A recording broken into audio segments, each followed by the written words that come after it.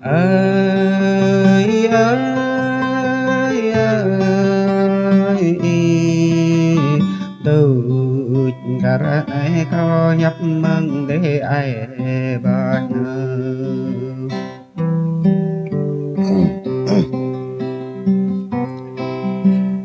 từ cả ra có ra nhấp mừng mày để chắc đi từ cả ra có ra nhấp mừng plei pla chắc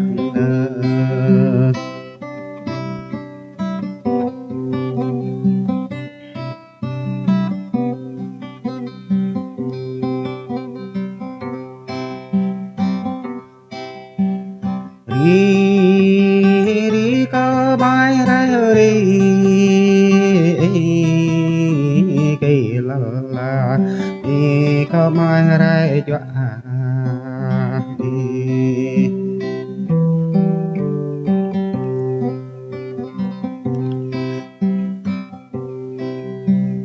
từ cả ra rơ ngoan cao ra ngoài giặc vịt re kru sang cao đi là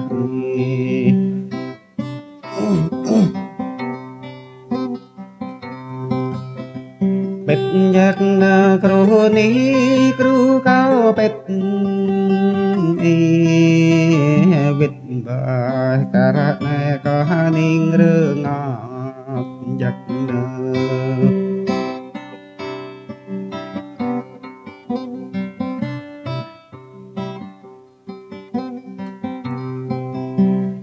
ya được trên đám có thoát hao ya tôi cả này lần này ta para yo thôn bài na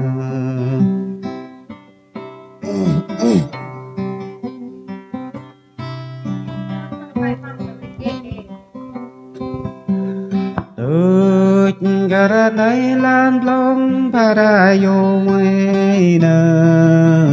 vịt hờ re chắc ý có lá lời dịch tên tha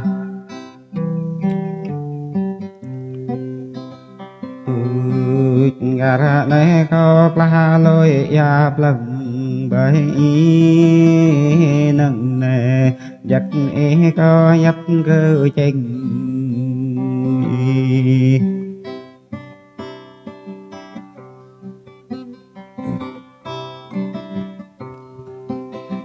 đờ mạnh bằng nhà cao đờ có bị vợ dịch chính lại bài có cả nạp thì nơi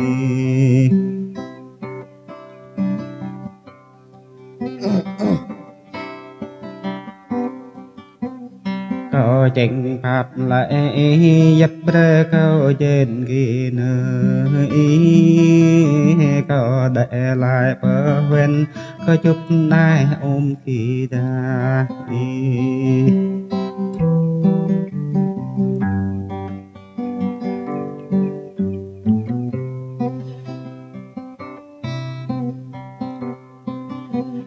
lan căn tôm giặc ý có bi thô tăng lại có chỉnh lại lan huyền chữ ba tổ đề đại tổ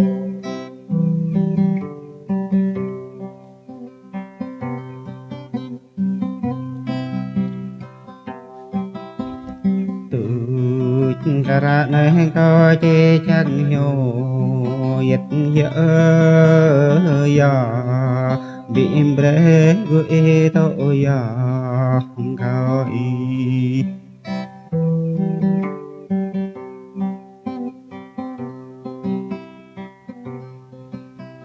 ra bim bre gue ma dơ ra y tu gara ne bayim cao ngã ne cơ nhi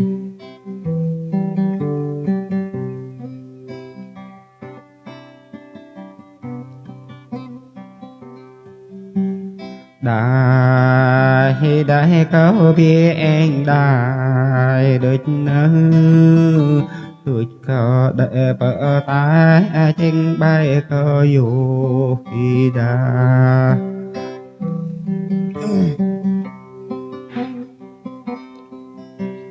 để nó chỉ lan ya mô chấp cao bé đôi nơ có bát chỉ lan lệ rê rõ cao bậc kỳ đa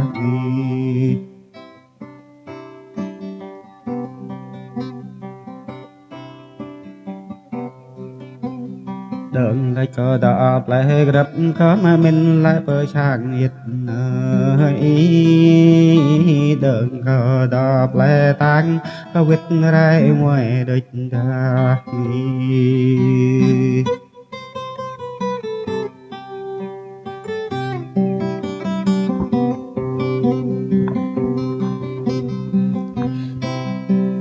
giờ re giặc ý có mẹ mình rai đâm ý giờ re bờ lắm có tranh rai ý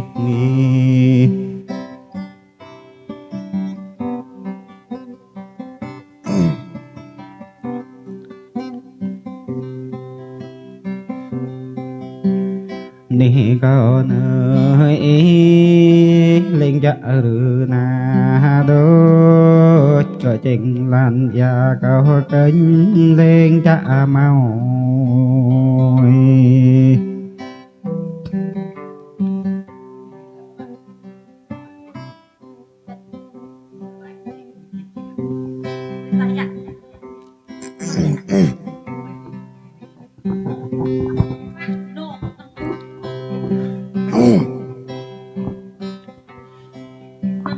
trình lan cho cao ý đi lên rất cao giấc giấc nở cao nấy nuôi rư hoài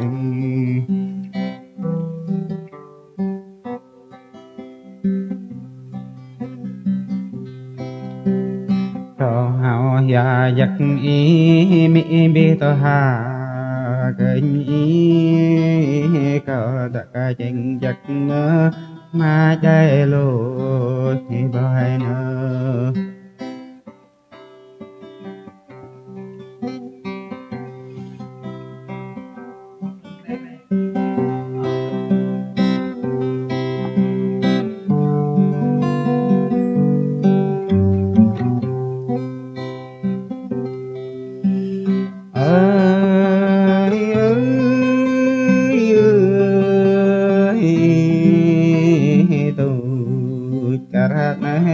bố plei mong bài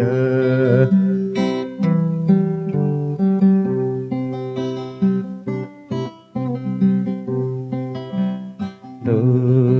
cả này đã gã rong plei vần giặc ý có ra nhấn mừng ý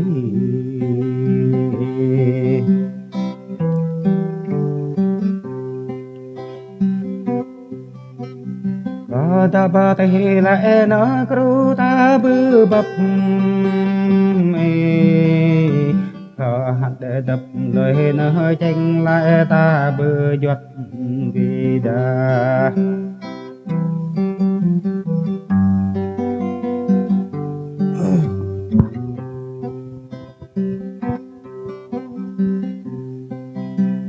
thôn gà nát để gà thô lệ gồm cao dù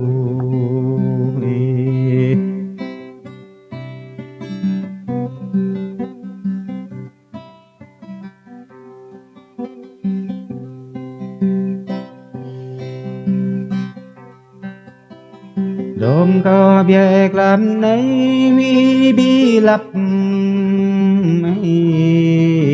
đôm có nhập làm nấy không huy bi ăn đôi đà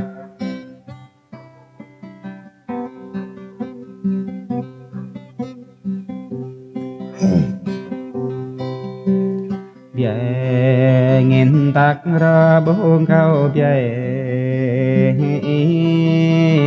tôi cà rát này mà này câu tôi bài đà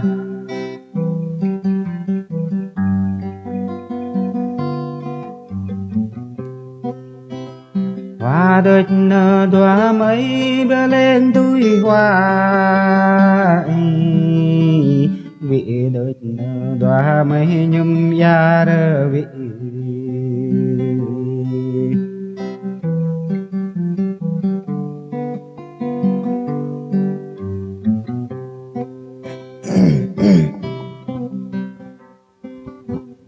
có này nở hay chê chẳng hiểu đôi nở ơi ơi ơi anh ta ăn tôm này về cả nhà đi tiếng luôn cả nhà. Thấy không ạ? Bỏ đây nhá.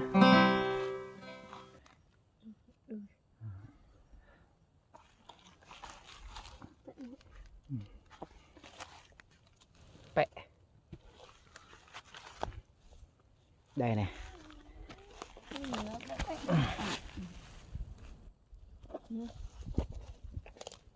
Đây nè.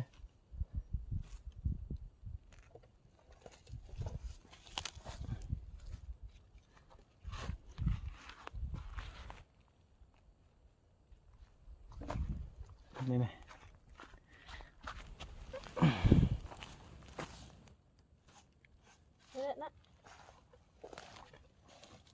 Thế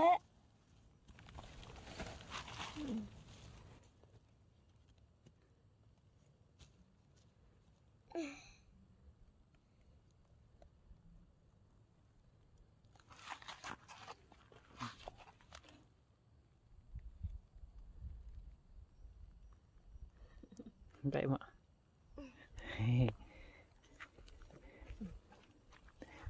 Đây. Thả đôi này thịt. Dập vào nữa. Đây nè.